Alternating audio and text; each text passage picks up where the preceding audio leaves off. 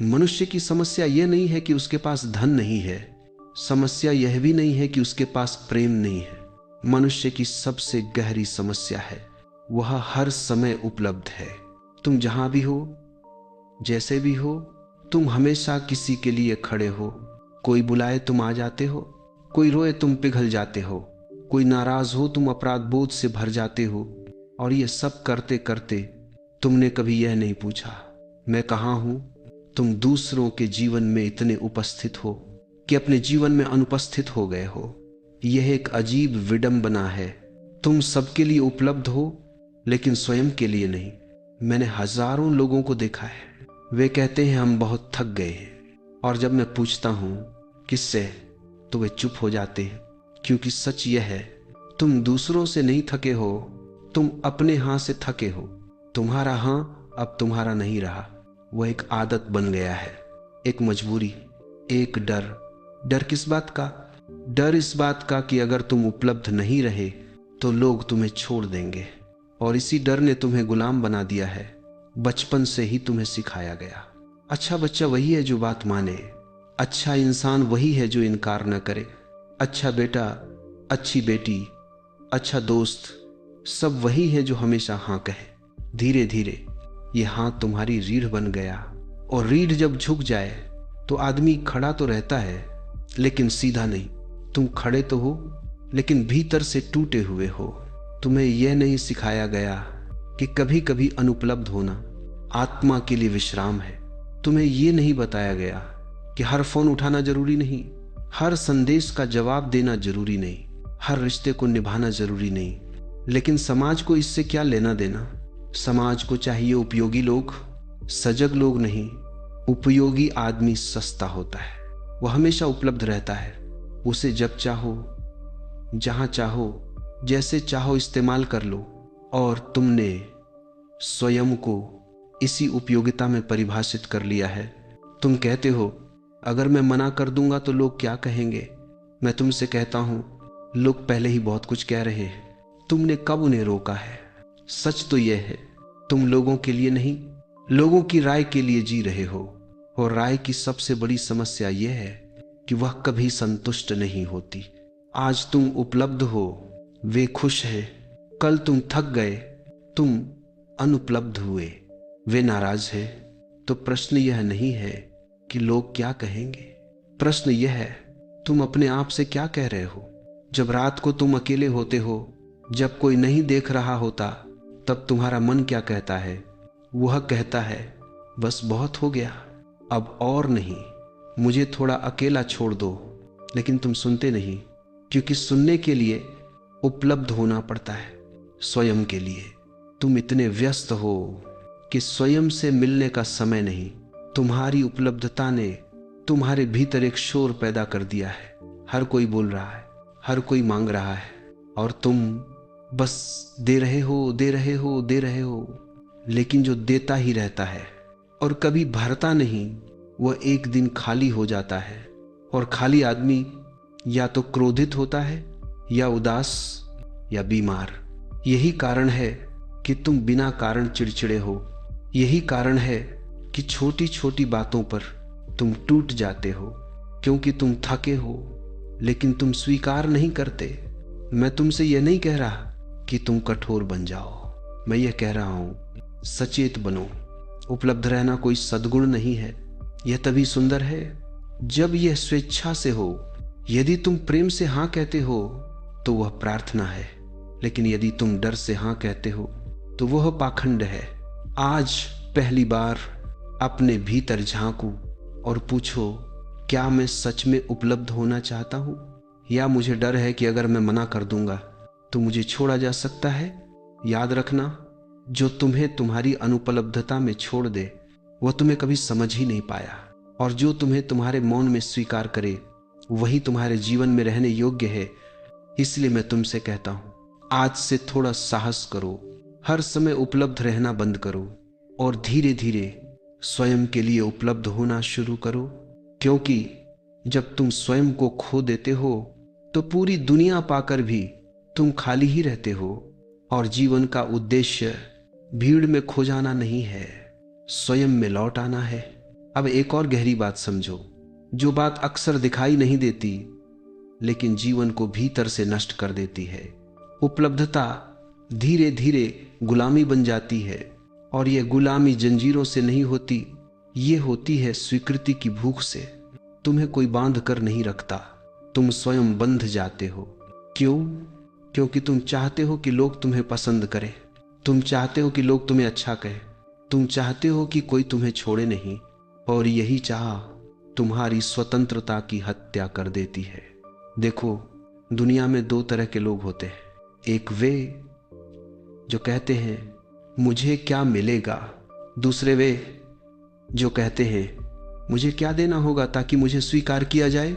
दूसरा व्यक्ति बाहर से बहुत अच्छा दिखता है, बहुत सहयोगी, बहुत समझदार, बहुत त्यागी, लेकिन भीतर से वह थका हुआ है, खोखला है, डरा हुआ है, क्योंकि वह अपने होने के बदले लगातार खुद को गिरवी रख रहा है। तुम जब हर किसी के लिए उपलब्ध हो जाते हो तो लोग तुम्हें सम्मान नहीं देते, वे तुम्हें आदत बना लेते हैं। और आदत की एक विशेषता होती है, जब वह न मिले तो गुस्सा आता है, कृतज्ञता नहीं। यही कारण है कि जिन लोगों के लिए तुमने सबसे ज्यादा किया वही लोग सबसे पहले शिकायत करते हैं, क्योंकि उन्होंने तुम्हें मनुष्य नहीं समझा, उन्होंने तुम्हें सेवा समझ लिया।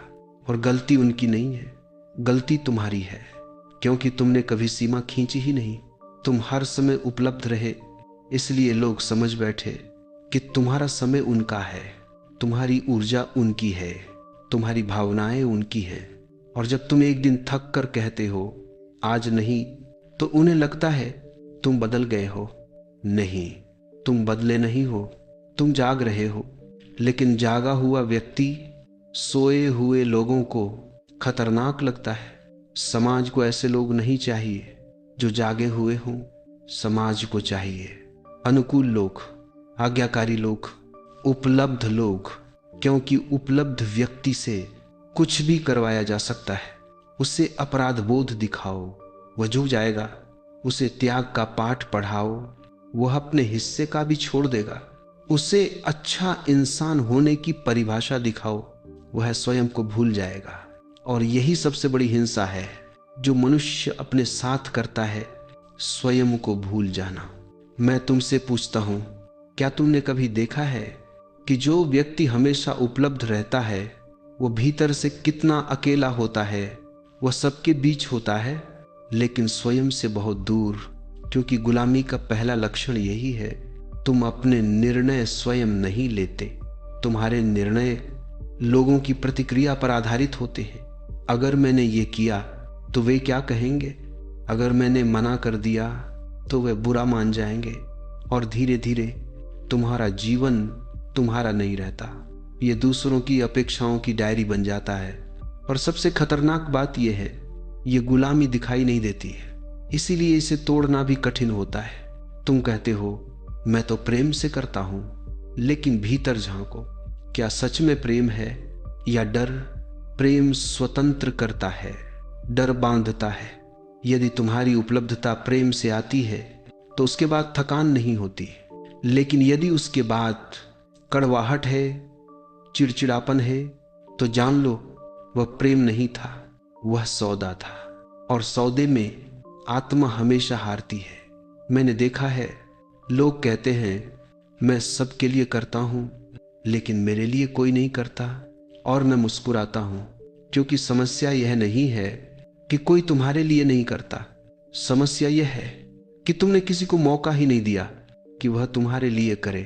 तुमने सब कुछ पहले ही दे दिया।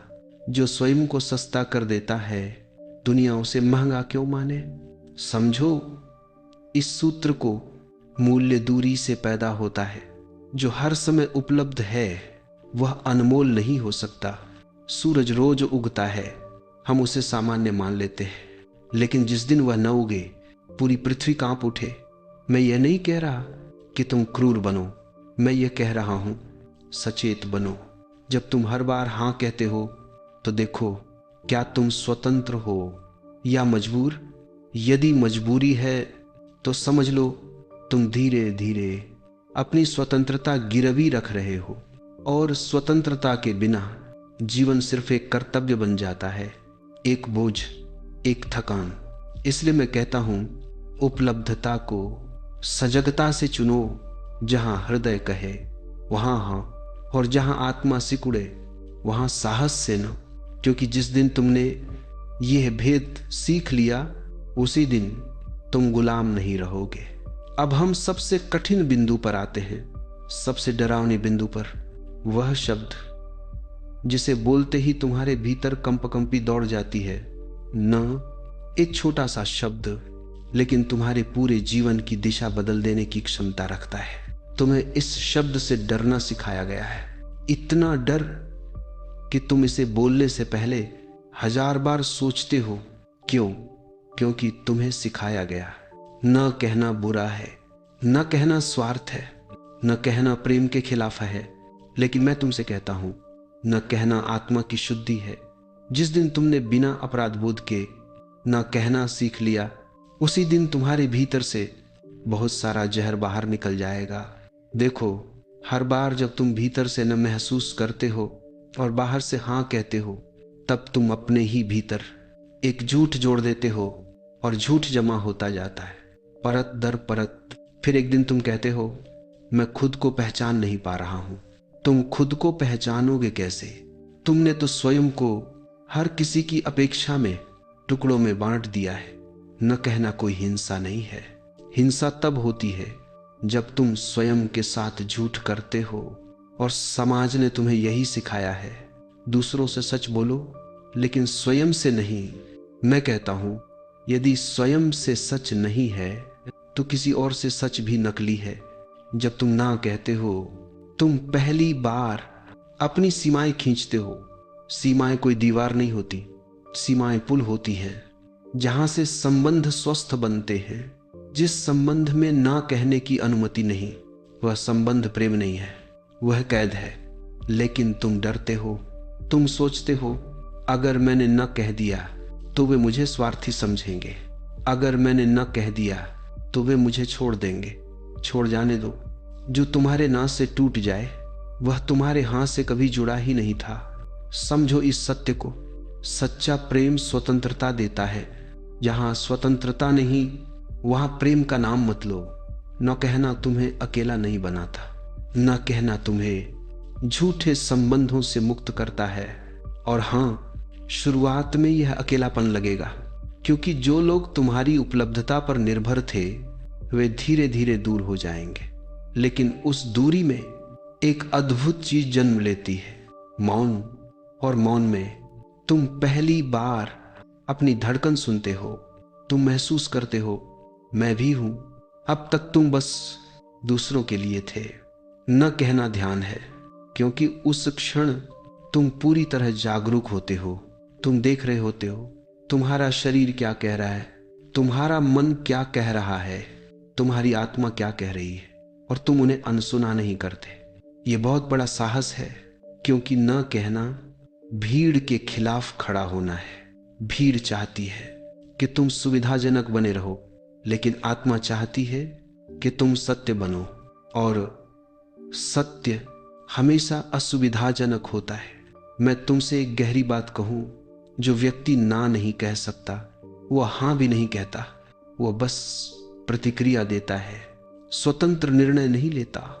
उसका हां भी मजबूरी है, उसका ना भी डर।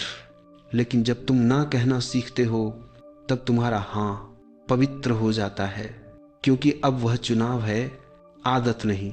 तुम्हारा जीवन अब प्रतिक्रिया नहीं, उत्तरदायित्व बन जाता है। और उत्तरदायित्व का अर्थ है अपने होने की जिम्मेदारी लेना। शुरुआत में लोग तुम्हें बदलता हुआ कहेंगे। वे कहेंगे, पहले तुम ऐसे नहीं थे, और तुम मुस्कुराना, क्योंकि वे सही कह रहे हैं। पहले तुम सोए हुए थे, अब तुम जाग रहे हो, और जागा हुआ व्यक्ति हमेशा बदल जाता है। नो कहना किसी को ठुकराना नहीं है, नो कहना स्वयं को स्वीकार करना है। और जब तुम स्वयं को स्वीकार कर लेते हो, तब दुनिया की अस्वीकृति तुम्हें चोट नहीं पहुंचाती। इसलिए मैं कहता हूं, आज से अभ्यास शुरू करो, छोटी बातों में, छोटे न से। हर बार जब भीतर से नहीं उठे, उसे दबाओ मत, उसे सम्मान दो, क्योंकि वह तुम्हारी आत्मा की आवाज है। और जिस दिन तुमने उस आवाज को सुनना सीख लिया, उसी दिन तुम पहली बार शुद्ध हो जाओगे। उपलब्ध रहना बंद करने का अर्थ यह नहीं है कि तुम संसार से कट जाओ। इसका अर्थ है तुम स्वयं के लिए उपलब्ध हो जाओ। अब तक तुम सबके लिए थे, अब पहली बार अपने लिए होना सीखो। मैं तुमसे यह नहीं कह रहा कि तुम किसी से प्रेम मत करो, मैं कह रहा हूं पहले स्वयं से प्रेम करना सीखो। क्योंकि जिसने स्वयं को नहीं जाना वह दूसरे को क्या देगा, और जिसने स्वयं को नहीं सुना वह दूसरे को कैसे सुनेगा। देखो, तुम्हारी ऊर्जा सीमित है, तुम कोई अनंत स्रोत नहीं हो, लेकिन तुम ऐसा व्यवहार करते हो जैसे तुम्हारे भीतर कभी थकान नहीं होगी, जैसे तुम्हें विश्राम की जरूरत नहीं, जैसे तुम्हारा मन मशीन हो और फिर एक दिन तुम टूट जाते हो, अचानक नहीं, धीरे धीरे। और तब तुम कहते हो मैं जी तो रहा हूं लेकिन जीवित नहीं हूं। क्यों? क्योंकि तुमने अपने लिए कोई स्थान ही नहीं छोड़ा। स्वयं के लिए उपलब्ध होना एक कला है, और यह कला अकेलेपन से शुरू होती है। डरो मत इस शब्द से, अकेलापन। अकेलापन दुख नहीं है, दुख है भीड़ में खो जाना। अकेलापन वह क्षण है जहां तुम किसी भूमिका में नहीं होते। ना बेटा, ना बेटी, ना मित्र, ना कर्मचारी, ना पति, ना पत्नी, बस तुम। और यह तुम बहुत देर से प्रतीक्षा कर रहा है कि तुम लौटो। दिन में कुछ क्षण ऐसे चुनो जहां तुम किसी के लिए उपलब्ध न हो। मोबाइल बंद, दुनिया बाहर, और तुम भीतर। शुरुआत में मन बेचैन होगा क्योंकि उसे आदत है दूसरों की आवाज सुनने की, लेकिन धीरे धीरे उस शोर के नीचे एक मौन मिलेगा, और उस मौन में तुम्हें पहली बार शांति का स्वाद मिलेगा। ध्यान रखना, शांति बाहर से नहीं आती, वह तब आती है जब तुम स्वयं से भागना बंद कर देते हो। स्वयं के लिए उपलब्ध होना स्वार्थ नहीं है, यह जिम्मेदारी है। जिसने स्वयं को संभाल लिया वह दूसरों को भी स्वस्थ रूप से संभाल सकता है। अन्यथा तुम बस अपनी थकान दूसरों पर डालते रहोगे। मैं तुमसे कहता हूं, जीवन कोई कर्तव्य नहीं है, यह उत्सव है, और उत्सव थके हुए मन से नहीं मनाया जा सकता। इसलिए अपने जीवन में अनुपलब्धता के द्वार खोलो। हर समय जवाब मत दो, हर मांग पूरी मत करो, हर रिश्ते को ढो मत। कुछ रिश्ते तभी सुंदर होते हैं जब उनमें दूरी हो। जैसे दो तार यदि बहुत पास आ जाएं तो चिंगारी पैदा होती है, थोड़ी दूरी प्रकाश बन जाती है। जब तुम स्वयं के लिए उपलब्ध होते हो तब तुम्हारा हां सुगंधित हो जाता है, और तुम्हारा न शांत। अब तुम प्रतिक्रिया नहीं देते, तुम उत्तर देते हो, और उत्तर हमेशा सजग होता है। याद रखना, तुम्हें इस पृथ्वी पर किसी को खुश करने के लिए नहीं भेजा गया है, तुम्हें यहां जागने के लिए भेजा गया है। और जागरण का पहला कदम है स्वयं को प्राथमिकता देना। जो व्यक्ति अपने होने का सम्मान करता है, दुनिया अंततः उसी का सम्मान करती है। और यदि दुनिया न भी करे तो कोई हानि नहीं, क्योंकि अब तुम स्वयं की दृष्टि में गिरते नहीं हो, और जो स्वयं की दृष्टि में ऊंचा खड़ा है वह किसी और की स्वीकृति का भूखा नहीं होता। इसलिए मैं तुमसे अंत में यही कहता हूं, हर समय उपलब्ध रहना बंद करो और धीरे धीरे स्वयं के लिए पूरी तरह उपलब्ध हो जाओ। क्योंकि जिस दिन तुमने स्वयं को पा लिया उसी दिन तुमने जीवन को पा लिया। यही स्वतंत्रता है, यही मौन है, यही ध्यान है, यही मुक्ति है।